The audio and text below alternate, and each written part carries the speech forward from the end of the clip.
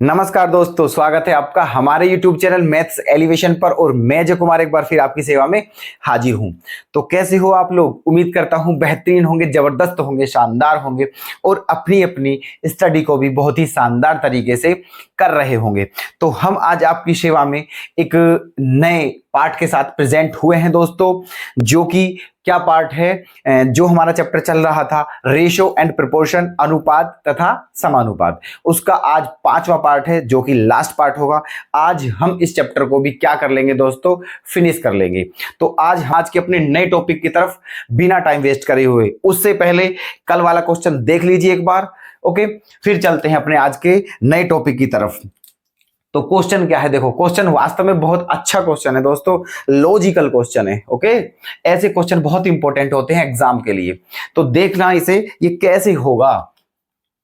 हीरे के एक टुकड़े का मूल्य उसके भार के वर्ग के अनुसार परिवर्तित होता है। तो यदि 5184 रुपए मूल्य का एक हीरा 3 टुकड़ों में काटा जाए एवं उसके भार का अनुपात 1:2:3 हो, तो इस प्रकार के काटने से हुई हानि ज्ञात कीजिए। अभी देखो, क्वेश्चन तो हमने पढ़ लिया है ना? लेकिन अभी हमें इसके मीन की पता नहीं चली है, मतलब ये क्या कहना चाह रहा है क्वेश्चन में। देखो दोस्तों, सबसे पहले जब लैंग्वेज के क्वेश्चन होते हैं ना, पहले उनकी लैंग्वेज पढ़ के उनकी लैंग्वेज समझो, वो कहना क्या चाह रहा है ना, फिर क्वेश्चन करना शुरू करते हैं। अभी देखो, मैं समझाता हूं आपको क्वेश्चन में क्या कहा है इसने ये कहा है कि हीरे के टुकड़े का जो मूल्य है उसके भार के वर्ग के अनुसार परिवर्तित होता है। इस बात का मतलब ये है कि हीरे का जो मूल्य है ना, वो किसके ऊपर डिपेंड करता है? उसके भार के। भार बोले तो उसके वेट के ऊपर डिपेंड करता है, ठीक है? मान के चलो कोई हीरा है, उसका वेट है ना, कोई हीरा है, उसका वेट अगर x है तो उसका मूल्य क्या हो जाएगा? x² according to question. समझे आप? ये कह रहा है क्वेश्चन में कि हीरे का जो मूल्य है ना, वो उसके वेट पर डिपेंड करता है। और अगर मैं मान लूं कि हीरे का वेट x है ना, तो उसका मूल्य क्या हो जाएगा? x का वर्ग, मतलब x²। इतना समझ आ गया है आपके? ठीक है, चलो आगे देखो। तो उसका जो हीरे का टुकड़ा है उसका मूल्य कितना दिया है? 5184 रुपए मूल्य है उसका, 5184, ठीक है? अच्छा, फिर क्या करा? वो जो पूरा हीरा था उसे 3 भागों में तोड़ लिया है या काट लिया है, कैसे भी समझ लीजिए आप, है ना? उस जो पूरा हीरा, एक टुकड़ा था हीरे का, उसके 3 पार्ट कर लिए हैं और उन तीनों पार्टों का जो वेट है, वेट जो उसका भार है, उस भार का रेशो क्या दिया हुआ है? 1:2:3। तो बताइए, जब वो हीरा साबुत था, अब उस हीरे के पार्ट कर लिए हैं, तो ऐसा करने से उसमें उसके मूल्य में कितने रुपए की कमी हुई, मतलब कितने रुपए की हानि हुई? मतलब अगर जब वो हीरा पूरा कंप्लीट था, साबुत था, तब उसको बेचते तो कितने रुपए का था वो? 5184 का। लेकिन अगर उसके 3 पार्ट कर कर उस तीनों पार्टों को बेचें तो उसे कितने रुपए की हानि होगी? ये हमारा क्वेश्चन है, ठीक है? अब देखो इसके कैसे करना है। देखो, ये मान लेते हैं, यहां देखते हैं सॉल्यूशन। ये मान लिया ये पूरा हीरा है। क्या है? ये पूरा हीरा, ऐसे समझिए ये, ठीक है? ऐसे, ओके? अब इस हीरे का पूरा वेट क्या है हमें नहीं पता है, लेकिन हाँ इतना जरूर पता है कि इस हीरे के कितने पार्ट कर दिए हैं, ठीक है? इस हीरे के 3 पार्ट कर दिए हैं, पहला, दूसरा और तीसरा, ठीक है? ये क्या है दोस्तों? हीरा है, ये डायमंड बोलते हैं, है ना? Diamond, okay? ऐसे तो इसके 3 भाग कर दिए हैं, है ना? अब इन भाग का जो वेट का रेशो है, वेट का रेशो क्या है? 1:2:3, 1:2:3, ये वेट का रेशो है ना? अच्छा, अब क्या करना है देखो हमें, है ना? आप जानते हो और हमने बता भी रखा है आपको कि कोई भी संख्या हो, है ना, संख्या, और वो रेशो में दी हुई हो और हमें वो संख्याएं सेपरेट चाहिए, है ना, तो उस रेशो को हटा करके हम उनके साथ कुछ भी लगा लेते हैं, जैसे x लगा लो, y लगा लो या कुछ और, है ना, ऐसे। तो अब जो वो पूरा हीरा था उसके 3 पार्ट कर दिए गए हैं, पहला, दूसरा और तीसरा। अब इन तीनों के वेट का रेशो जो दिया है 1:2:3 दे दिया है। अब इन्हें हटा रहा हूं मैं, क्योंकि मुझे जो है ना, जो तीनों पार्ट हैं हीरे के, इनका जो वेट है वो सेपरेट चाहिए। मुझे ये पता होना चाहिए कि पहला जो मतलब हीरे का पहला जो भाग है उसका वेट कितना है सेपरेट, सेकंड वाले का कितना है, थर्ड वाले का कितना है, मुझे ये चाहिए। और जो कि मुझे अभी फिलहाल पता नहीं है, मुझे रेशो पता है इनका। तो क्या करा मैंने, मान लिया जो पहला भाग है रेशो हटा दिया, वो 1x हो गया, दूसरा भाग 2x का हो गया, और तीसरा भाग कितने का हो गया, 3x का। यहां तक कोई भी दिक्कत वाली बात नहीं है, क्योंकि हम केवल क्वेश्चन ही कर रहे हैं, अभी सॉल्यूशन तो भी करना स्टार्ट भी नहीं किया है, अभी क्वेश्चन में जो दिया है उसी को सेट कर रहे हैं। तो ओके रिपोर्ट यहां तक ठीक है। पहला भाग का वेट क्या है x, दूसरे का वेट 2x है, तीसरे का वेट 3x है। ग्राम किलोग्राम जो आप मानना चाहो, है ना। अच्छा जी, अब देखो पहले भाग का वेट कितना है x ग्राम, दूसरे का 2x और तीसरे का 3x, है ना। अगर मैं ये बोलूं कि इन तीनों को अलग अलग हमें बेचना है, इन तीनों पार्टों को अलग अलग सेल करना है, मतलब बेचना है, तो क्या होगा, देखो ये कितने का जाएगा दोस्तों, x² का। ठीक है, कितने का जाएगा ये, x² का। क्यों जाएगा, क्योंकि जो हीरे का प्राइस है वो किस पर डिपेंड करता है, उसके वेट पर डिपेंड करता है, और इसका वेट है x, तो इसका प्राइस जो होगा वो होगा x²। क्लियर। अच्छा, इस दूसरे हीरे को अगर बेचे तो ये कितने का जाएगा, 2x का स्क्वायर, है ना। और इसको बेचें तो ये कितने का जाएगा, 3x का स्क्वायर। ओके, तो देखो x² तो ऐसा ही है, प्लस 2 दूनी 4x² और 3 तिया 9x², है ना। टोटल वेट क्या हो गया, 9 और 4 13 और 1 14x², 14x²। टोटल वेट ये हो, मतलब टोटल वो हो गया मूल्य, ठीक है, टोटल मूल्य हो गया है, समझे, है ना। मतलब ये तीनों जो हीरे हैं अगर इनको अलग अलग बेचा जाए तो ये कितने रुपए के जाएंगे दोस्तों, 14x², 14x²। ये है हमारा प्राइस तीनों पार्टों का, है ना। चलिए, अच्छा, अब जो कंप्लीट हीरा था वो कितने का गया था, 5184 रुपए का, है ना। और ये तीनों अलग अलग बेचने पर कितने के जा रहे हैं, इतने के। तो हमें हानि बतानी है। देखो हानि तो हम तब बता पाएंगे जब ये जो है हमें किस फॉर्म में मिल सके, रुपए की फॉर्म में। ये 14x² है। अब जब तक हमें इस क्वेश्चन में x की वैल्यू ही ना पता चलेगी तो फिर ये बताओ हमें कैसे पता चलेगी कि ये जो मूल्य है ये इससे ज्यादा है, कम है ना, या फिर कितना ज्यादा है कितना कम है। तो हमें सबसे पहले क्या निकालना है, x की वैल्यू निकालनी है। चलो अब देखो एक काम करते हैं, जो वो पूरा हीरा था उसे 3 पार्ट में तोड़ दिया था, 1 2 3 में, मतलब 1x 2x और 3x में, है ना। चलो तो ये बताओ इस पूरे का वेट, ये पूरे का वेट कितना होना चाहिए, इन तीनों का सम, इन तीनों का योगफल ही तो इस पूरे का वेट होना चाहिए, है ना। क्योंकि ये जो पार्ट हैं ये पहले हीरे के ही तो हैं, ये जो पार्ट हैं ये पहले हीरे के हैं, है ना। चलिए, तो अब इस पूरे हीरे का जो वेट होना चाहिए ना, इस पूरे हीरे का जो वेट होना चाहिए, देखो यहां लिखता हूं मैं, वो कितना होना चाहिए, 1x plus 2x plus 3x, तो 3 2 5 और 1 6x। पूरे हीरे का वेट क्या होना चाहिए, 6x। ओके, है ना। चलो जी, पूरे हीरे का जो जब हीरा साबुत था तब उसका वेट कितना था, 6x, है ना। और उसका रेट कितना था, 5184, 5184, है ना ये। चलो तो इसका जो है प्राइस इतना है और इसका वेट इतना है, मुझे इसका प्राइस चाहिए, क्या चाहिए, इसका प्राइस। तो इसका क्या करना पड़ेगा, स्क्वायर करना पड़ेगा। क्या करना पड़ेगा, इसका स्क्वायर। तो कीजिए, कोई दिक्कत नहीं है। 6x² बराबर क्या हो गया, 5184, ठीक है। 6x², बल्कि 6x² ऐसे लिखना है होल स्क्वायर करके, है ना। क्योंकि 6x उस पूरे साबुत डायमंड का क्या था, वेट, लेकिन हमें चाहिए प्राइस, तो 6x का क्या करना पड़ेगा, स्क्वायर, जो कि किसके बराबर होना चाहिए, 5184 के। ओके, चलो जी, अब इसका स्क्वायर करते हैं। तो 6 छंग क्या हो जाएगा, 36x² = 5184, 5184। ओके, चलो अब काट लेते हैं, इसका डिवाइड कर लेते हैं, है ना। 5184 में पहले 6 से काट लेते हैं, 6 छंग 6 से काटो, 6 अट्ठे 48, 3 8 38, 6 छंग 36, 2 4, 6 चौक 24, है ना। अब फिर 6 से काट लेते हैं, 6 एकम 6, 2 6, 6 चौक 24 और 6 चौक 24। तो क्या आ गया है यहाँ, एक्स स्क्वायर की वैल्यू क्या आ गई है, 144, है ना। क्या आ गई है, 144।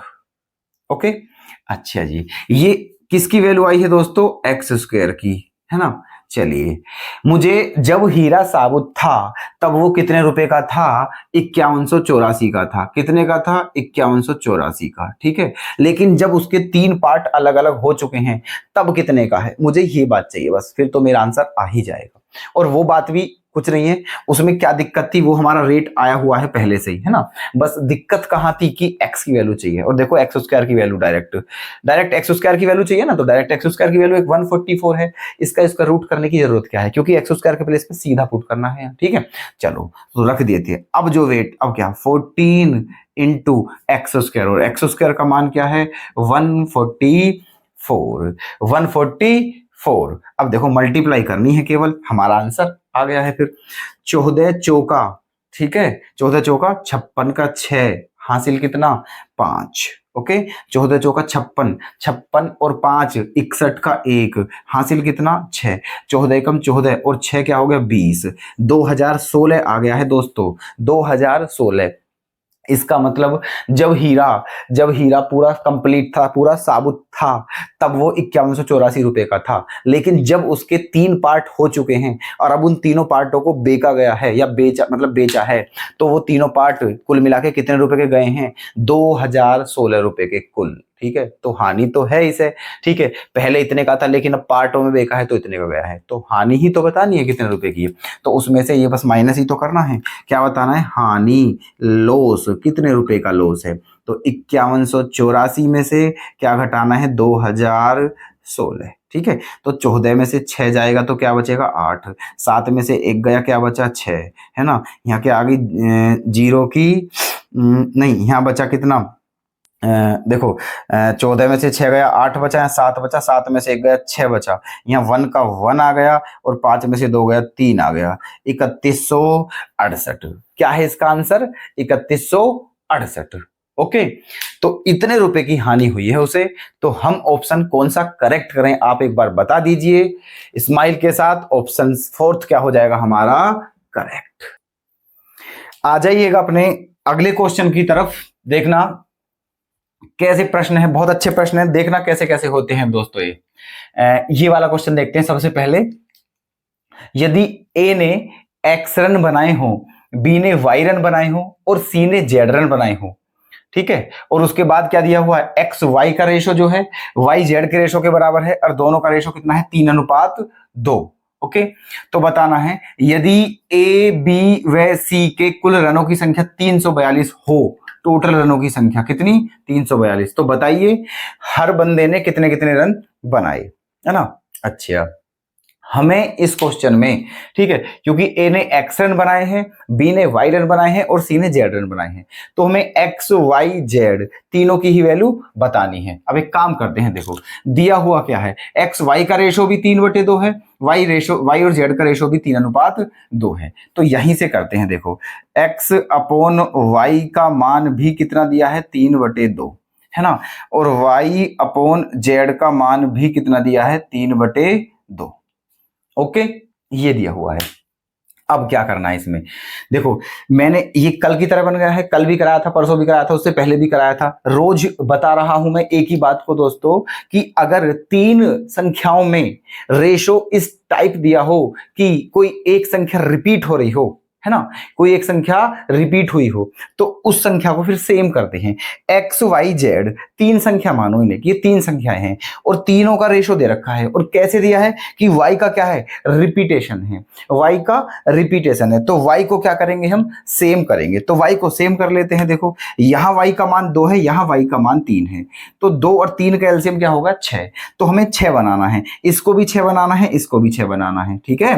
तो जब इसको 6 बनाएंगे तो 3 से गुणा करेंगे करेंगे तो ऊपर भी करनी पड़ जाएगी। फिर 3 तिया क्या आ गया 9 और 3 दूनी क्या हो गया 6। ओके, 3 का 6 बनाना है तो 2 की ऊपर गुणा 2 की नीचे गुणा, तो 3 दूनी 6 और 2 दूनी 4, ये आ गया है ना, ये आ गया है। तो अब ए बी मतलब एक्स वाई जेड का रेशो, ठीक है, एक्स वाई और जेड का रेशो जो आ गया वो आ गया 9:6:4, है ना, 9:6:4। अब क्वेश्चन पे आइए, देखो ये कह रहा है कि ए बी और सी ने जो टोटल रन बनाए हैं वो कितने बनाए हैं, 342 रन बनाए हैं टोटल, है ना। अच्छा, और हमारे अनुसार कितने रन बनाए हैं, ये इस रेशो में है ना। तो टोटल रन अगर मैं इन सबको जोड़ देता हूं तो भी तो टोटल ही रन आएंगे, है ना। तो हमारे अनुसार टोटल रन कितने हैं, 9 और 6 15, 15 और 4 19, ठीक है। हमारे अनुसार टोटल रन 19 हैं जो कि किसके बराबर होंगे, 342 के।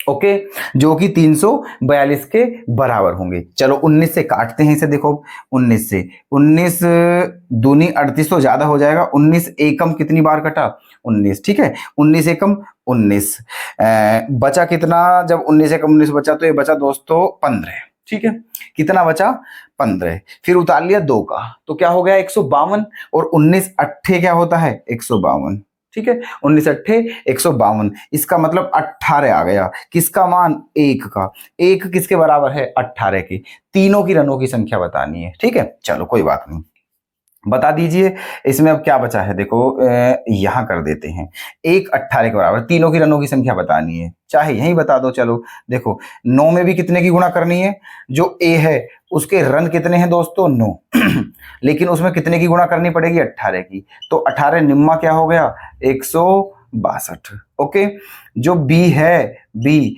उसके रन कितने हैं 6, 6 में भी कितने की गुणा होगी 18 की, तो 18 छिक्का क्या हो गया 108, क्या हो गया 108। अब जो सी है सी उसके रन कितने हैं दोस्तों 4, और उसमें भी कितने की गुणा 18 की, तो 18 चौक क्या हो गया 72, क्या हो गया 18 चौक 72। ओके, तो तीनों के जो रनों की संख्या आ चुकी है वो है 162, 108 और 72। तो अब आप हमें देखकर बताइएगा फटाफट कि कौन सा ऑप्शन करेक्ट कर दिया जाए, ठीक है।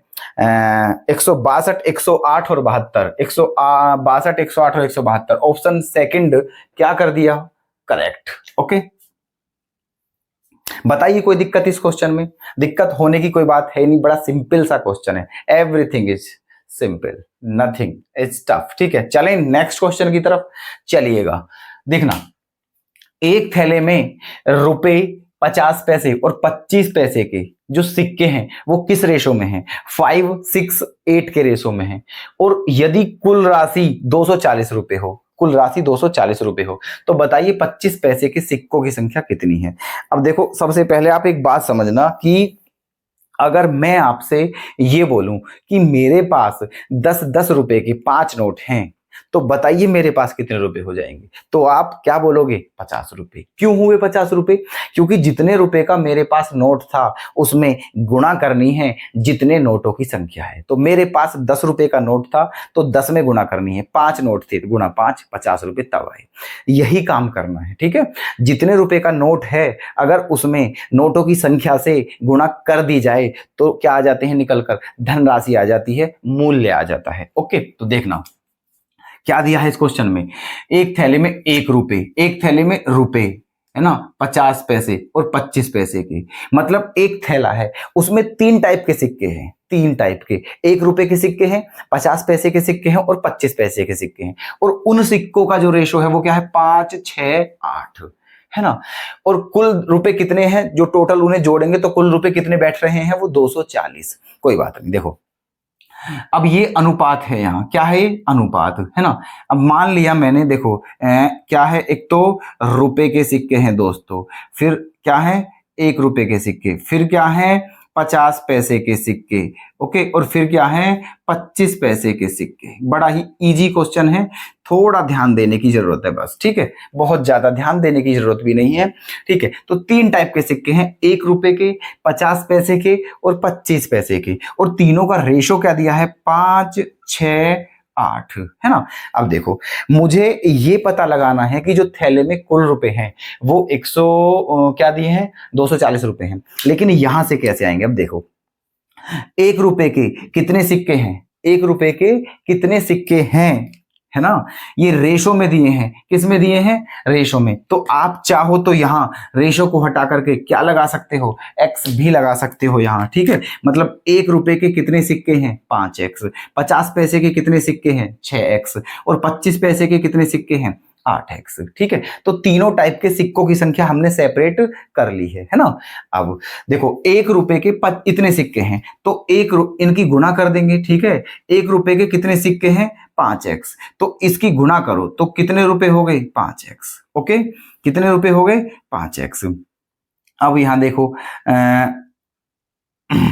यहाँ 50 पैसे के कितने सिक्के हैं, 6x, तो इनकी गुणा करते हैं, ठीक है। अब एक बात बताऊं आपको, ठीक है, टोटल रुपए क्या दिए हैं, 240, ठीक है। तो ये भी हमें क्या बनाने हैं, रुपए ही बनाने हैं, है ना। ये भी हमें क्या बनाने हैं, रुपए बनाने हैं। देखो ये ऑलरेडी रुपए है, ये क्या है, रुपए है, लेकिन ये पैसे है। 50 पैसे के सिक्के का मतलब है दोस्तों 1/2 रुपए, हाँ या ना, ठीक है, 1/2 रुपए, ओके। और 25 पैसे के सिक्के का मतलब है 1 रुपए का चौथाई भाग, हाँ, है ना, 1 रुपए का चौथाई भाग। 1 रुपया बिल्कुल सही है। 50 पैसे को मैं क्या लिख सकता हूं, 1/2 रुपए, और 25 पैसे को क्या लिख सकता हूं, 1/4 रुपए, ओके। देखना अब 1 रुपए के इतने सिक्के तो मैंने दोनों की गुणा कर दी, इतने रुपए बन गए, ठीक है। प्लस 1/2 रुपए के कितने सिक्के हैं, इतने, इन दोनों की गुणा करूंगा तो 3 बार कट जाएगा, 2 3 6, तो कितने रुपए बन जाएंगे, 3x रुपए। 1/4 रुपए के कितने सिक्के हैं, 8, तो 4 से कितनी बार कटेगा, 2 बार, तो कितने रुपए बन गए, 2x रुपए, है ना। तो टोटल रुपए बराबर कितने हो चुके हैं, 240 रुपए, ओके। तो 5 और 3 8 और 2 10, मतलब 10x जो है वो किसके बराबर हो गया है, 240 के। तो 10 से ये कैंसिल हो गया है, इसका मतलब जो x की वैल्यू आ गई है वो क्या आ गई है, 24, है ना। x की वैल्यू क्या आ गई है, 24। बताना क्या है क्वेश्चन में, 25 पैसे के सिक्कों की संख्या कितनी है, बस ये बताना है। तो 25 पैसे के सिक्कों की संख्या आप बताइए कितनी है, 8x है, कितनी है, 8x, ठीक है। तो 8 गुणा x का मान कितना निकाल लिया है हमने, 24, ठीक है। x का मान कितना निकाल लिया है, 24, ठीक है। तो देखो 8 चौक 32, इसकी क्या करनी है, गुणा। 8 चौक 32 का 2 हासिल 3, 8 दूनी 16 और 3 19। इसका मतलब 25 पैसों की सिक्कों, जो सिक्के हैं उनकी कितनी संख्या है, 192, ठीक है, 192। तो बताइएगा आंसर कौन सा करेक्ट कर दिया जाए, ऑप्शन सेकंड दिख रहा है हमें बिल्कुल सही, ओके, ठीक है। चलते हैं नेक्स्ट क्वेश्चन क्या है हमारा, देखते रहिएगा 1 बाय 1 सभी क्वेश्चनों को, है ना। इसमें क्या दिया हुआ है, देखो एक व्यक्ति के पास 1 रुपए, एक व्यक्ति के पास 1 रुपए, है ना, 5 रुपए और 10 रुपए के नोटों के रूप में कुल धनराशि कितनी है, 640 रुपए है। और प्रत्येक प्रकार के जो नोटों की संख्या है वो क्या है, समान है। प्रत्येक प्रकार के नोटों की संख्या, ठीक है, ये रहा प्रत्येक प्रकार के, है ना, जो नोटों की संख्या है वो इक्वल है। तो बताइए कुल नोटों की संख्या कितनी होगी। अब देखो 3 टाइप के नोट हैं उसके पास, है ना, 1 रुपए के, और जी 5 रुपए के, और 10 रुपए के, ये 3 टाइप के नोट हैं, है ना। अच्छा अब दिया हुआ क्या है कि तीनों टाइप के नोटों की संख्या क्या है, बराबर है। मान लेता हूं 1 रुपए के भी कितने नोट हैं, x, 5 रुपए के भी कितने नोट हैं, x, और 10 रुपए के भी कितने नोट हैं, x, ओके। अच्छा जी, अब टोटल रुपए कितने बैठ रहे हैं, 640। वही वाला सिस्टम जैसे यहां किया था, ठीक है। 1 रुपए के x नोट हैं तो दोनों की गुणा करूंगा तो क्या आएगा, x आएगा, प्लस 5 रुपए के x नोट हैं, दोनों की गुणा करूंगा तो रुपए आएगा 5x, ठीक है, प्लस 10 रुपए के x नोट हैं, दोनों की गुणा करूंगा क्या आ गया, 10x। तो टोटल रुपए कितने हो गए हैं, 10 और 5 15 और 1 16, टोटल रुपए हो गए हैं 16x, जो कि किसके बराबर होगा, 640 के, ठीक है। तो 16 चौका 40 बार कट चुका है, इसका मतलब x का मान क्या आ गया है, 40। x का मान क्या आ गया है, 40। टोटल नोटों की संख्या बतानी है। देखो 1 रुपए के कितने नोट थे, x, है ना, 1 रुपए के कितने नोट थे, x, ये, और 5 रुपए के भी कितने नोट थे x, और 10 रुपए के भी कितने नोट थे x। तो टोटल नोट कितने हुए x plus x plus x, 3x हुए या नहीं हुए ये बताइए पहले आप। ठीक है, टोटल नोटों की संख्या तो 3x ही हुई ना। ठीक है, तो यही बताना है हमें। तो 3 इंटू एक्स की वैल्यू क्या है देखना 40, तो x के प्लेस पे यहां क्या रखते हैं 40। देखो इधर बताते हैं थोड़ा सा, ठीक है, कभी नहीं दिखे आपको। टोटल नोट कितने हो गए हमारे 3x, तो 3 गुना x का मान क्या निकाला है 40, और 40 दिया 120। आपका टेबल याद होगा 40 का, तो 40 दिया 120। इसका मतलब उस व्यक्ति के पास टोटल नोटों की संख्या क्या थी 120, 120। ओके, तो ऑप्शन सेकंड हमने कर दिया है इसका सही, और उम्मीद है कि आप भी इन सभी क्वेश्चनों को बेहतरीन तरीके से समझ चुके हैं। आ जाइएगा अगले क्वेश्चन की तरफ और देखिएगा कैसे कैसे होंगे ये क्वेश्चन। देखो ये वाला क्वेश्चन देखते हैं कैसे होगा। एक थैले में, ये क्वेश्चन बहुत इंपॉर्टेंट है, इस टाइप का क्वेश्चन एग्जाम में जरूर आता है दोस्तों ज्यादातर। ठीक है, तो प्लीज ध्यान से समझिएगा इन क्वेश्चनों को, और इन क्वेश्चनों की प्रैक्टिस जरूर कीजिएगा। तो देखना क्वेश्चन कैसे करेंगे ये वाला। एक थैले में 1 रुपए 50 पैसे और 25 पैसे वाले सिक्के हैं, है ना। एक थैला है, उसमें 3 टाइप के सिक्के हैं, 1 रुपए वाले, 50 पैसे वाले और 25 पैसे वाले। ओके, जिनकी कुल संख्या कितनी है 175। ठीक है, टोटल संख्या 175 है, सिक्कों की संख्या दे रखी है इस बार। और पूछा है यदि प्रत्येक प्रकार के सिक्कों का मूल्य क्या है बराबर, मूल्य बराबर दिया हुआ है प्रत्येक प्रकार के सिक्कों का। तो बताइए थैलों के सिक्कों का कुल मूल्य क्या होगा, मतलब टोटल रुपए कितने हैं हमें ये बताने हैं। देखना सिक्कों के, अभी देखो पीछे भी करा था इस टाइप का क्वेश्चन। ठीक है, और अब भी, मतलब ये 4-5 क्वेश्चन ले लिए हैं दोस्तों, हर टाइप का क्वेश्चन ले लिया है ना। अब देखना क्या है इसमें, 1 रुपए, है ना, 50 पैसे और 25 पैसे, 3 टाइप के सिक्के हैं, लिख लेते हैं यहां, है ना। 1 रुपए, ओके, 50 पैसे, 50 पैसे, और 50 पैसे के प्लेस पे मैं 1/2 रुपए लिख सकता हूं, समझ जाना आप, बात वही है। और 25 पैसे, 25 पैसे, 25 पैसे के प्लेस पे क्या लिख सकता हूं 1/4 रुपए। ओके, 25 पैसे के प्लेस पे क्या लिखता हूं 1/4 रुपए। तो 3 टाइप के सिक्के हो गए, पहला टाइप, दूसरा टाइप और तीसरा टाइप। सही है। अब देखो आगे क्या करना है। ये कहा है क्वेश्चन में कि टोटल सिक्कों की संख्या कितनी है 175, है ना। इस थैले में 3 टाइप के सिक्के हैं, 1 रुपए के, 50 पैसे के और 25 पैसे के, 3 टाइप के सिक्के हैं, और उन सबकी जो संख्या है सिक्कों की वो कितनी है 175, है ना। अच्छा, अब मैं आपको एक बात बताता हूं, उसे ध्यान से सुनना मेरी बात में जो बता रहा हूं। देखो क्वेश्चन में जो दिया हुआ होता है, क्वेश्चन में जो दिया हुआ होता है उसे उसी के बराबर रखते हैं और वहीं से फिर हम सॉल्यूशन निकालते हैं। जैसे अभी नहीं समझे आप मेरी बात जो मैंने बोला, देखो यहां क्या दिया है, जिनकी कुल संख्या 175, मतलब टोटल सिक्कों की संख्या दी है 175। इसका मतलब इस क्वेश्चन में टोटल सिक्के लाओ निकाल के और बराबर उन्हें 175 रखो, वहां से सॉल्यूशन निकल के आएगा, है ना। अगर इस क्वेश्चन में सिक्कों की संख्या ना दे करके, जैसे मैंने पीछे क्वेश्चन कराया था उसमें टोटल मूल्य दिया था, टोटल क्या दिया था धनराशि, है ना, वहां भी यही क्वेश्चन था। 3 टाइप के सिक्के थे, 1 रुपए, 50 पैसे और 25 पैसे, लेकिन उन सबका टोटल मूल्य दिया था। तो मैंने, देखना आप रिवर्स करके वीडियो को, मैंने वहां, ठीक है, टोटल मूल्य निकाला था और टोटल मूल्य के बराबर रख करके तब सॉल्यूशन किया था, है ना। तो वहां कुल मूल्य दिया था इसलिए कुल मूल्य निकालकर कुल मूल्य के बराबर रखा। यहां कुल सिक्के दे रखे हैं इसलिए इस क्वेश्चन में मैं टोटल सिक्के जो हैं उनकी संख्या निकाल के उसे 175 के बराबर रखूंगा और तब जाके वहां से सॉल्यूशन हमारा होगा। समझे मेरी बात, है ना। तो जो क्वेश्चन में दिया हो उसी को उसी के बराबर रख करके सॉल्यूशन किया जाता है। तो देखते हैं अब कैसे है ये, है ना।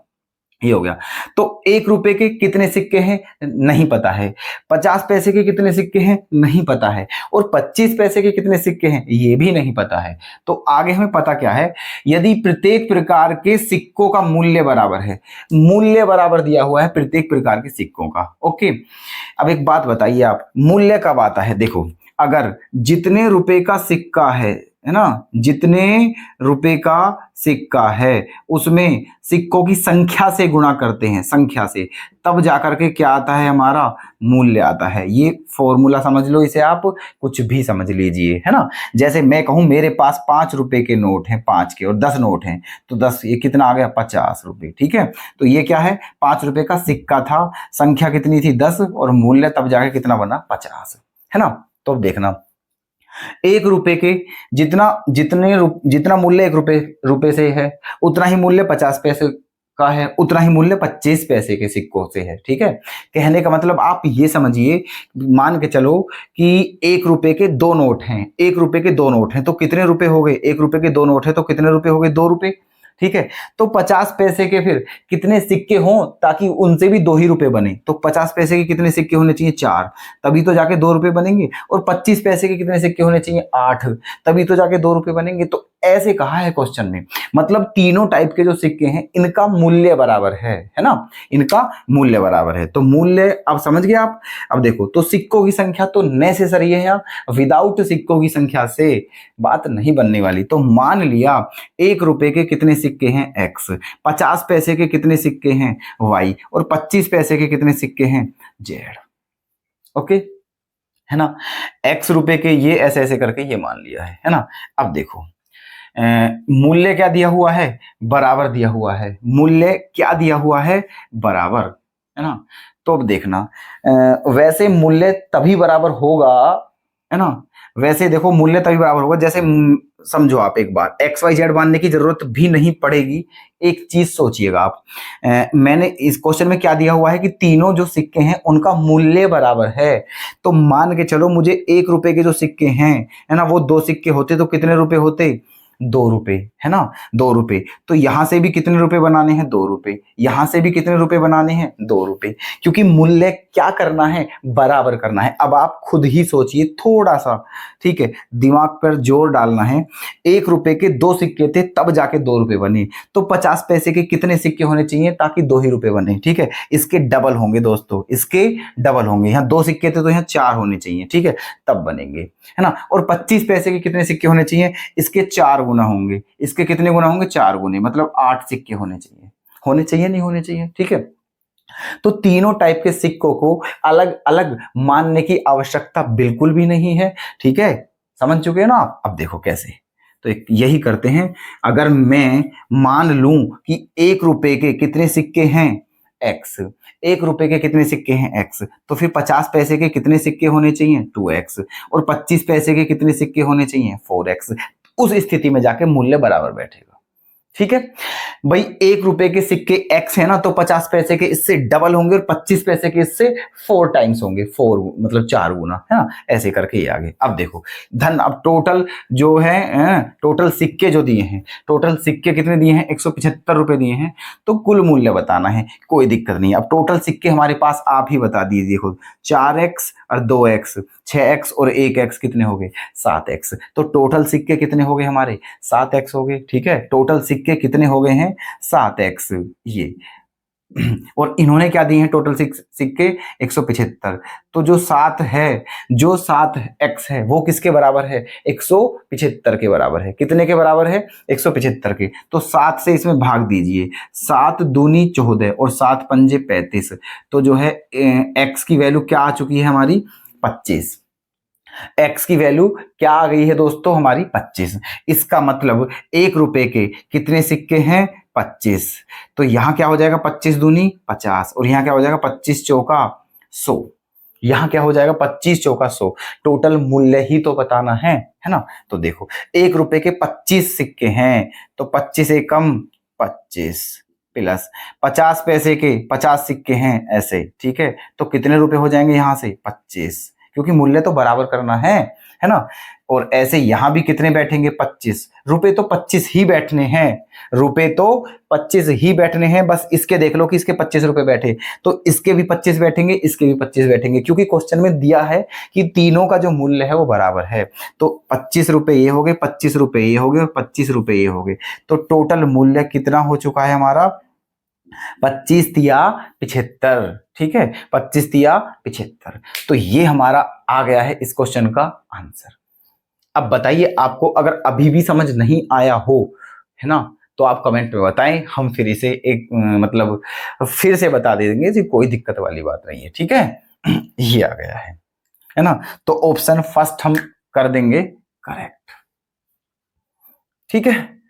नोट कर लेना आराम से, फिर से रिवर्स करके एक बार वीडियो देख लेना, फिर से अगर कोई किसी भी क्वेश्चन में जितना भी हम पढ़ा रहे हैं उसमें आपको कहीं भी कोई भी किसी भी प्रकार की दिक्कत आती है तो आप कमेंट में जा करके हमें बताइएगा। हम उस प्रॉब्लम का, जो आपकी समस्या है, जो आपकी प्रॉब्लम है, हम उस प्रॉब्लम के ऊपर एक वीडियो फिर से बना देंगे दोस्तों। चिंता वाली बिल्कुल भी बात नहीं है, आप किसी भी प्रकार की टेंशन ना लें, बस आप अपनी प्रैक्टिस करें और अपने सिलेक्शन को ले लें। तो चलें आगे की तरफ, चलिएगा क्वेश्चन नंबर 46।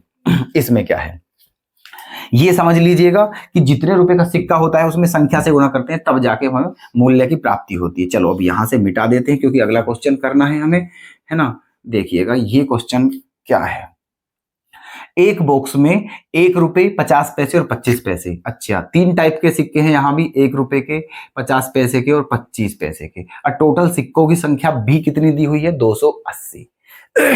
ठीक है, टोटल सिक्कों की संख्या क्या दी है, 280। तो यहां भी देखो, यहां भी टोटल सिक्के क्या दिए हैं, 280। वहां भी जो सॉल्यूशन हुआ था, ठीक है, कब हुआ था, जब सिक्कों को सिक्कों के बराबर रख दिया था तब जाकर के वो सॉल्यूशन हो पाया था। अगर हम ऐसा नहीं करते तो हमारा सॉल्यूशन बिल्कुल संभव नहीं था। यहां भी हमें क्या दिया हुआ है, टोटल सिक्कों की संख्या दी हुई है, यहां भी यही काम करना है दोस्तों। टोटल सिक्के निकाल करके 280 के बराबर रखने हैं तब जाके सॉल्यूशन हो पाएगा। तो देखते हैं यहां सिक्के कैसे निकालने हैं, ठीक है। 3 टाइप के सिक्के हैं, चलो कोई बात नहीं। 1 रुपए, है ना, और 1/2 रुपए। 1/2 रुपए लिखने का मतलब आप समझ जाना कि ये 50 पैसे की बात कर रहा हूं मैं, ठीक है। और 1/4 रुपए, ये 25 पैसे हैं, है ना। 3 टाइप के सिक्के हैं उस बॉक्स में और टोटल सिक्के कितने हैं, 280 हैं। कोई बात नहीं, आगे चलते हैं। तथा प्रत्येक प्रकार के सिक्कों के मूल्य का अनुपात 8:4:3 है। इस बार जो मूल्य है वो सेम नहीं दिया है। पीछे वाले क्वेश्चन में क्या दिया था कि प्रत्येक प्रकार के सिक्कों का मूल्य बराबर है, लेकिन यहां बराबर नहीं दिया है, यहां अलग अलग है। तो बताइए 50 पैसे के जो सिक्के हैं उनकी संख्या कितनी होगी। देखना, एक काम करते हैं, 1 रुपए के, मैंने मान लिया 1 रुपए के कितने सिक्के हैं, ए, और 1/2 रुपए के कितने सिक्के हैं, बी, और 1/4 रुपए के कितने सिक्के हैं, सी।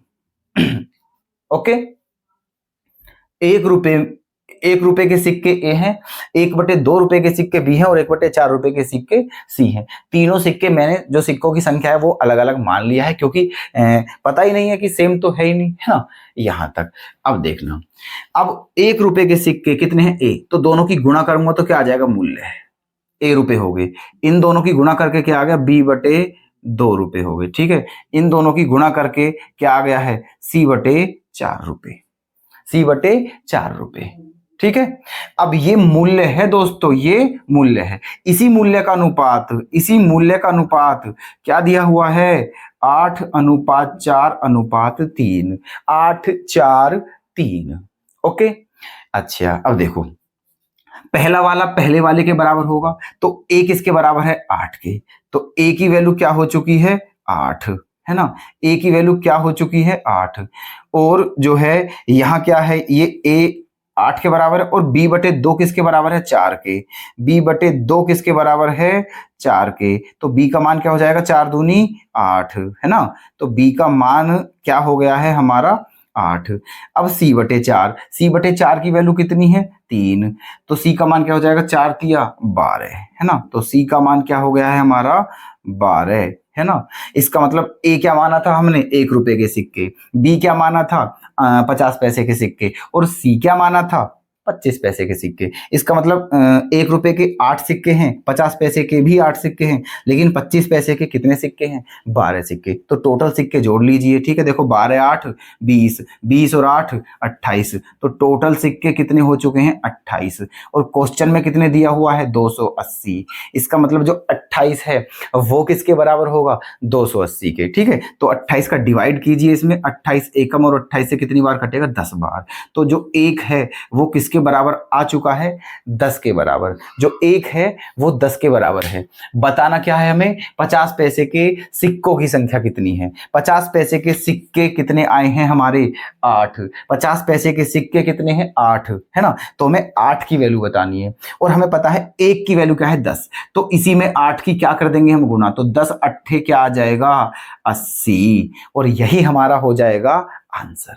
तो बताइएगा दोस्तों, क्या इस क्वेश्चन में कोई समस्या आई है आपको? नहीं आई होगी, ठीक है। तो ऑप्शन थर्ड क्या हो जाएगा यहां, बिल्कुल सही हो जाएगा। ओके, चलते हैं नेक्स्ट क्वेश्चन की तरफ। देखते रहिएगा बड़े ध्यानपूर्वक, नोट्स बनाते रहिएगा। 47 क्वेश्चन में क्या है ऐसा, इसे भी देख लीजिए।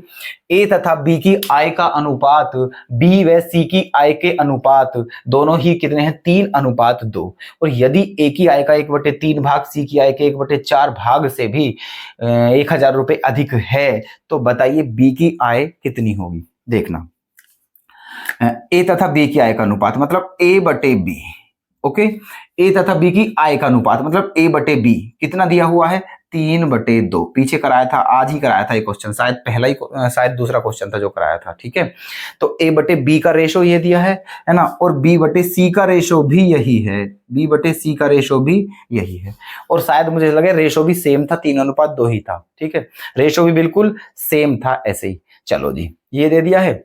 अब क्या करना है यहां से, ये ए बी सी 3 संख्या हैं और 3 का रेशो दिया है। कई बार बता चुका हूं, एक एक दिन में 2-2 बार ये बात हमारी आ रही है निकल के सामने, कि अगर 3 संख्याओं का रेशो इस प्रकार दिया हो कि कोई एक संख्या रिपीट हुई हो, है ना, तो उस संख्या को बराबर करते हैं। तो यहाँ ए बी सी का रेशो इस प्रकार दिया हुआ है कि बी 2 बार आया है, इसीलिए इस बी को हम क्या करेंगे, सेम।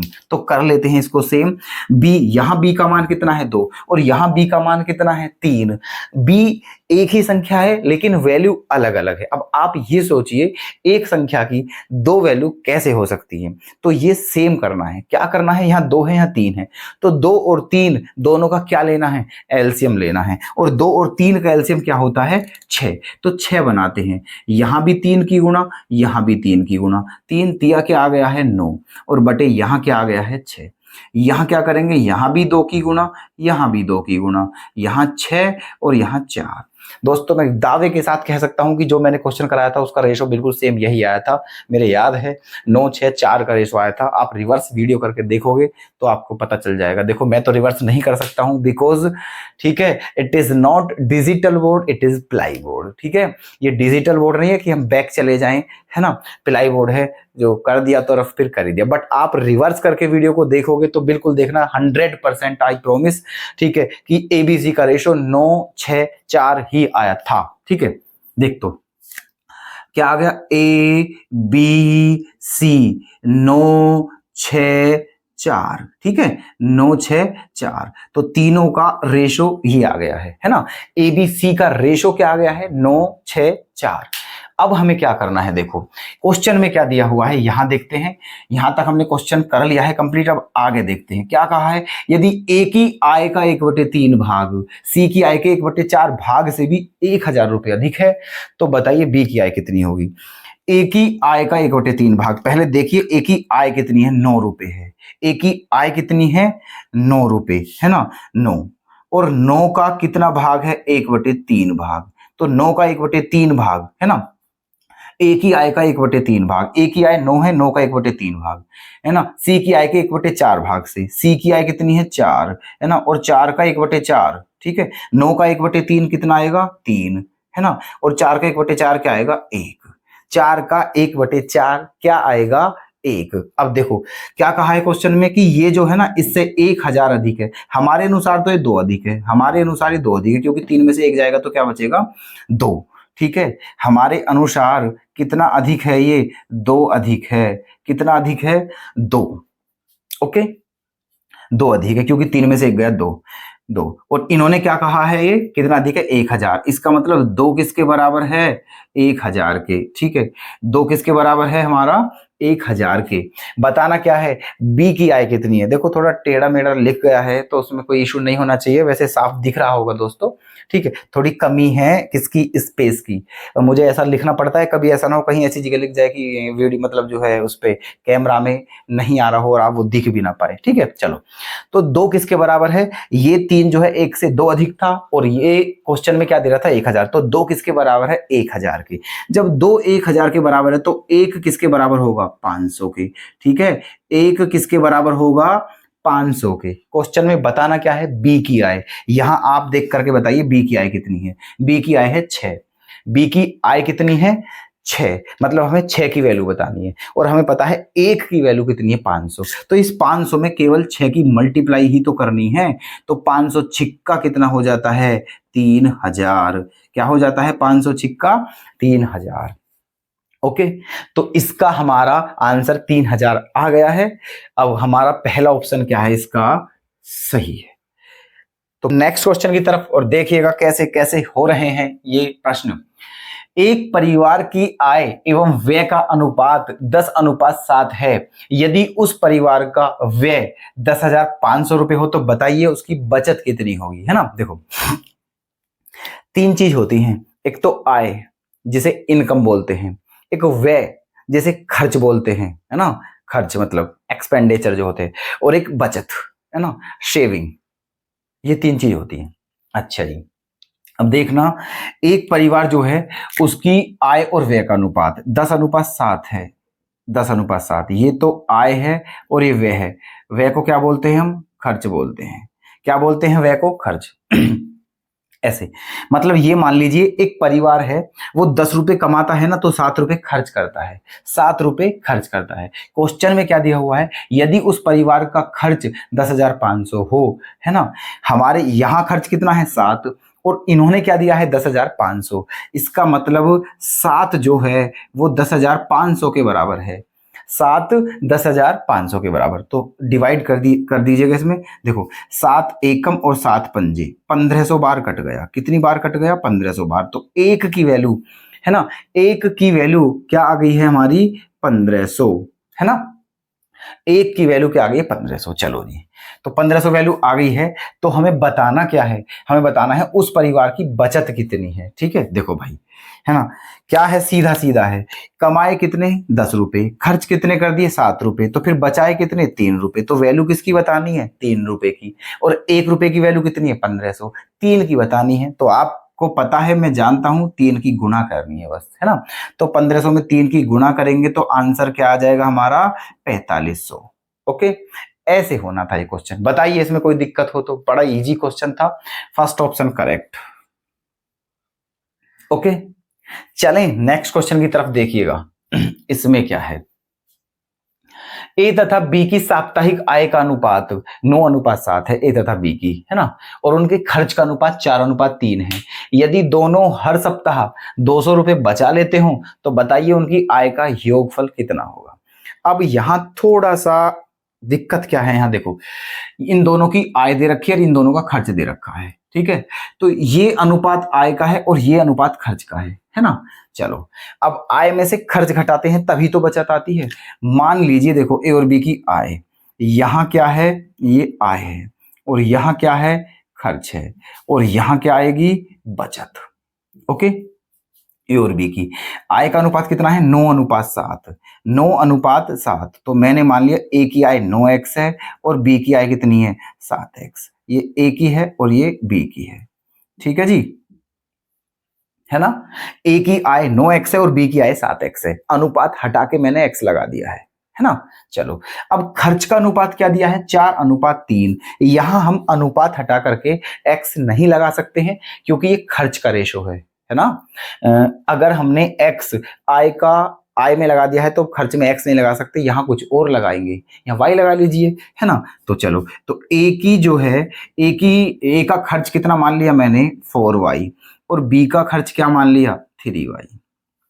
बताइए यहां तक कोई भी समस्या हो, सिंपल सिंपल सा है बिल्कुल, है ना। दो इक्वेशन बन जाती हैं, 2 वेरिएबल, है ना, दो चरों के रूप में जो हम द्विघात समीकरण मतलब वो लीनियर इक्वेशन बनाते हैं उनको जो सोल्व करते हैं, ये ऐसे होगा थोड़ा सा, है ना। देखो, आय जो है, ए की आय 9x है, बी की आय 7x है। ए 4y रुपए खर्च कर रहा है और बी 3y खर्च कर रहा है, तो बचाने की बात है। ए कितने बचाएगा? देखो, ए ने इतने कमाए और इतने खर्च कर दिए, तो ए ने बचाए कितने? 9x minus 4y, 9x minus 4y। और बी ने कितनी बचाई? 7x minus 3y, 7x minus 3y। ठीक है, यहां तक हो गया है आय खर्च व्यय। अब ये कहा है क्वेश्चन में कि दोनों हर सप्ताह 200 रुपए बचा लेते हैं, मतलब ये भी 200 के बराबर है, ये भी 200 के बराबर है। कहने का मतलब 9x माइनस 4y बराबर क्या? 200। ये इक्वेशन फर्स्ट मान लिया है। और 7x माइनस 3y बराबर क्या? 200। इसको इक्वेशन सेकंड मान लिया है। यहां तक बताइए, अब क्वेश्चन हो ही गया है हमारा, समझो, है ना। ये आ गया है, ये भी बचत और ये भी बचत। बताना क्या है? दोनों की आय का योगफल। दोनों की आय का मतलब 9 और 7 16, x की वैल्यू बतानी है। तो ठीक है, x की वैल्यू निकाल लीजिए यहां से और 16 की मल्टीप्लाई करके सीधा हमारा आंसर आ जाएगा। चलो यहां देखो, y क्या करना है? कैंसिल। ये दो इक्वेशन सोल्व करते हैं हम, है ना, दो रेखिक समीकरणों को हल करना। इसकी 4 विधि होती है दोस्तों, अगर आपने पढ़ा हो 9th 10th में है ये। एक तो होती है इसकी विलोपन विधि होती है, जिसे हम एलिमिनेशन मेथड बोलते हैं। एक होती है प्रतिस्थापन विधि, जिसे सब्स्टिट्यूशन मेथड बोलते हैं। एक होती है क्रॉस मल्टीप्लिकेशन मेथड, जिसे वज्र गुणन विधि बोलते हैं। और एक होती है ग्राफिकली मेथड, जिसे ग्राफीय विधि बोलते हैं। तो जो है सबसे अच्छी विधि जो है, जो बहुत जल्दी हो जाती है, वो है एलिमिनेशन मेथड, है ना, विलोपन विधि। उसमें क्या करना होता है हमें? अगर दो वेरिएबल है, उनमें से किसी एक वेरिएबल को काटना होता है, एक वेरिएबल को कैंसिल करना होता है। अब हमें निकालनी किसकी वैल्यू? हमें चाहिए x, तो हमें y कैंसिल करना है। और तुम्हें पता है कि एक दूसरे से कैंसिल तभी होते हैं जब सेम हो और अपोजिट साइन के हो, तब कैंसिल होते हैं। देखो, ये 4y है, 3y है, 4y से 3y को कैंसिल कैसे किया जा सकता है? बिल्कुल नहीं कर सकते। दोनों सेम होने चाहिए थे और अपोजिट साइन होना चाहिए था, मतलब अलग अलग चिन्ह के, है ना। चलो, चिन्ह तो हम अलग अलग कर लेंगे, बस इन्हें सेम करो। तो सेम करने के लिए क्या करना है? ऊपर 3 की मल्टीप्लाई कर दो और नीचे 4 की मल्टीप्लाई कर दो। ओके, ऊपर 3 की, नीचे 4 की। अब देखो क्या हो गया है, ये 3 नाम क्या हो गया है? ये 27x क्या हो गया है? 27x माइनस के 4 तिया क्या हो गया है? 12y बराबर 200 तिया क्या हो गया है? 600। अब ये इक्वेशन बन गई है। नीचे 4 की करते हैं, नीचे 4 की, 4 सत्ते 28x, है ना, माइनस 4 तिया 12y और 4 दूनी 8। ये बन गई है नीचे इक्वेशन। ठीक है, अब ये दोनों इक्वेशन देखनी है हमें। अब ये 12y है, ये भी 12y है। अब ये दोनों कैंसिल हो जाएंगे अगर इनका साइन अपोजिट हो, चिन्ह अलग अलग हो। ये माइनस है तो ये प्लस, ऐसे करके। तो एक काम करते हैं, घटा लीजिए। ये इक्वेशन 3 है, इक्वेशन 4 है, इसे घटा लीजिए। तो यहाँ माइनस आएगा, यहाँ प्लस आ जाएगा और यहाँ माइनस आ जाएगा। ठीक है, अब देखो, ये 12y माइनस का है, ये 12y प्लस का है, तो दोनों क्या हो गए? कैंसिल।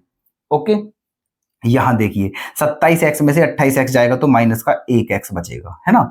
और यहाँ 600 में से 800 जाएंगे तो क्या बचेगा? माइनस के 200। क्या बचा? माइनस के 200। तो देखो, माइनस तो हो गया कैंसिल, x की वैल्यू क्या आ गई हमारी? 200। क्या आ गई है x की वैल्यू?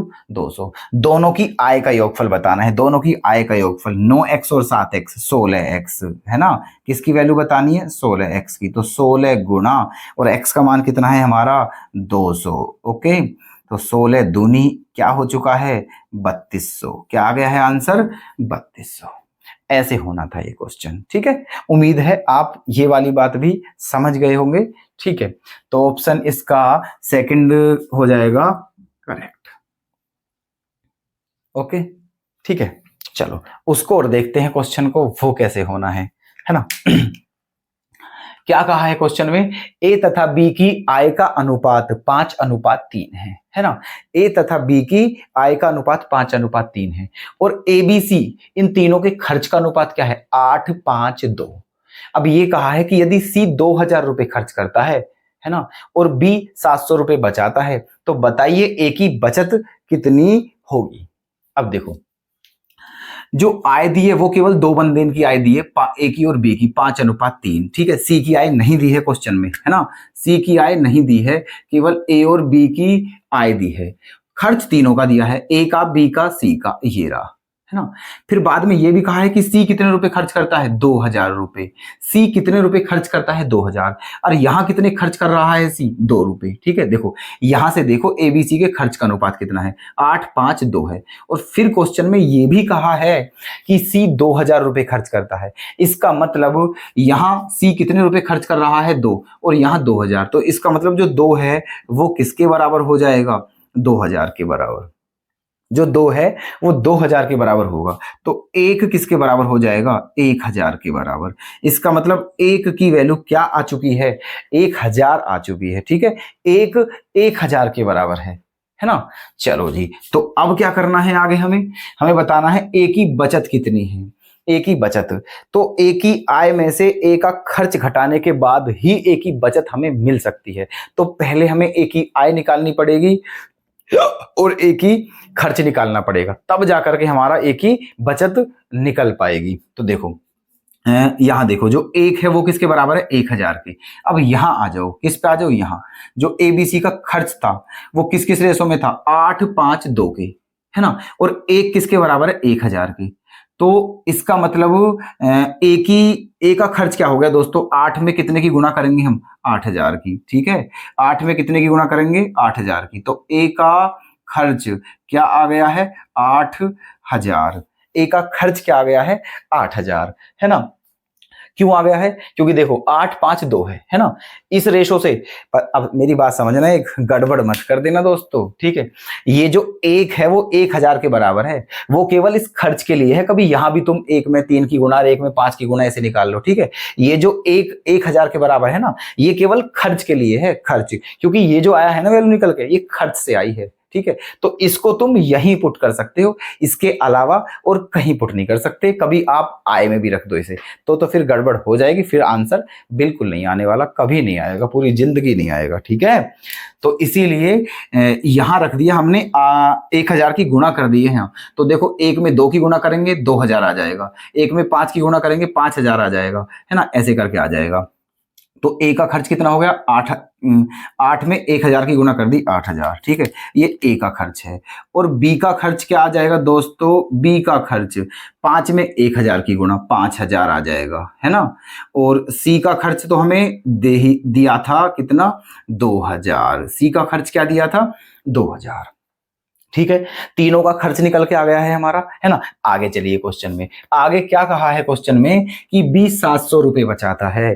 बी कितने रुपए बचाता है, 700 रुपए। ठीक है, अब देखो बी खर्च कितने कर रहा है, 5000 रुपए खर्च कर रहा है। ठीक है, बी कितने रुपए खर्च करता है, 5000। और बी बचा कितने रहा है, 700 रुपए। इस बात का मतलब क्या है कि वो कमाता कितने हैं, 5700 रुपए। 5700 इतने कमाता है, क्योंकि 5000 खर्च करने के बाद तभी वो 700 रुपए बचा पाएगा। ठीक है, तो इसका मतलब जो बी की आय है, बी की जो आय है वो कितनी है, 5700 रुपए। बी की आय कितनी है, 5700 रुपए, है ना। क्योंकि बी की आय 5700 रुपए है, 5000 खर्च करने के बाद तभी 700 बचाएगा। ठीक है, चलो जी, तो बी की आय आ गई। अब बी की आय आ गई तो फिर ए की आय भी आ जाएगी। ठीक है, क्योंकि क्वेश्चन में ए की बचत बतानी है। ए की आय निकाल लीजिए, ए की आय देखो, बी की आय कितनी आ गई, 5700 रुपए। और यहां बी की आय कितनी है दोस्तों, 3 रुपए। यहां बी की आय कितनी है, 3 रुपए। इसका मतलब जो 3 है वो किसके बराबर है, 5700 के, है ना। जो 3 है वो किसके बराबर है, 5700 के। तो 1 किसके बराबर होगा, 1900 के, क्योंकि 1900 तिहाई 57 होते हैं। 1 किसके बराबर होगा, 1900 के। ठीक है, अब यहां से जो 1 की वैल्यू आई है इसे रख सकते हैं हम आय में। ठीक है, और ये जो 1 की वैल्यू थी ये किसके लिए थी, खर्च के लिए। ये बात ध्यान रखना, कंफ्यूज बिल्कुल नहीं होना है। ये जो 1 की वैल्यू है ये खर्च में पुट कर सकते हैं, और ये जो 1 की वैल्यू है इसे आय में पुट कर सकते हैं। ठीक है, तो 1 1900 के बराबर है ना। इसका मतलब ए की आय कितनी आ गई, ए की आय कितनी है दोस्तों, 5 रुपए। तो 5 में कितने की गुणा करनी है, 1900 की। 5 में कितने की गुणा करनी है, 1900 की। तो कितना हो गया, 9500। इसका मतलब ए कितने रुपए कमाता है, 9500 रुपए कमाता है ना। और ए ने खर्च कितने करे हैं, 8000, है ना। ए के खर्च कितने हैं, 8000। हमें तो ए की बचत बतानी है, क्या बतानी है हमें, ए की बचत, है ना। तो जितने रुपए ए कमाता है उसमें से क्या घटाना है, खर्च घटा देना है। तो 9,500 में से जब 8,000 घटा दिया जाएगा तो क्या बच जाएगा, फिर 1,500 रुपये बचेगा। क्या बचेगा, 1,500 रुपये। इस और यही हमारे क्वेश्चन का आंसर है। क्वेश्चन में पूछा भी यही है कि ए की बचत क्या है, तो 1,500 रुपये। तो फर्स्ट ऑप्शन हमारा क्या हो जाएगा, करेक्ट। तो उम्मीद है दोस्तों कि आप इन सभी क्वेश्चनों को बहुत ही अच्छे तरीके से समझ चुके हैं। दोस्तों नेक्स्ट क्वेश्चन जो कि आप लोगों के लिए है, तो हम आपसे निवेदन करते हैं कि यार इस क्वेश्चन को आप करके जरूर देखना और हो जाएगा पक्का, ठीक है। और इसका आंसर हमें कमेंट बॉक्स में जरूर बताना। तो आज हम अपनी इस क्लास को यहीं विराम देते हैं और इस चैप्टर को भी बस आज यहीं फिनिश करते हैं। तो मिलते हैं दोस्तों नेक्स्ट वीडियो में, तब तक के लिए धन्यवाद।